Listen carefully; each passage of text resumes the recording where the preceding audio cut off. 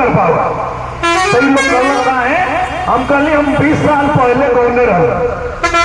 श्रीमान आप लोग का वोट जब भी पाएंगे केहू जो किया नहीं करके दिखाएंगे।